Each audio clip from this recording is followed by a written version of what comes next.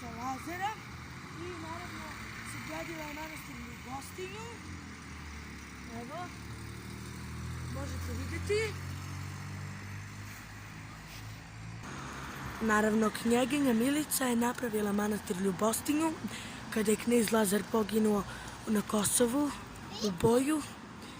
Knjeginja Milica, ovo je spomenik knjeginje Milice u Kruševcu na trgu Despota Stefana.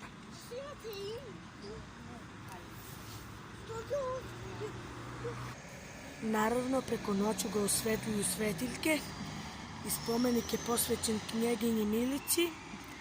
Naravno, kao što svi znamo, ona je supruga kneza Lazara i napravila je manastir Ljubostinju kod Trstenika.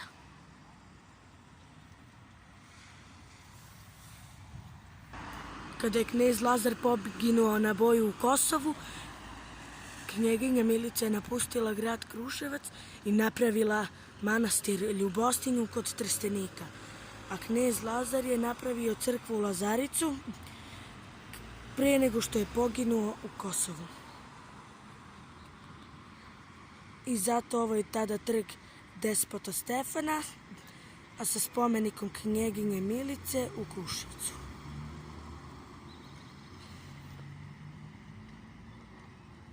Zahvaljujući srpskom narodu i Kruševljanima, knjeginje Milice spomenik je podignut na trgu Despota Stefana u Kruševcu kod Stare pijace, naravno odmah pored crkve Lazarice.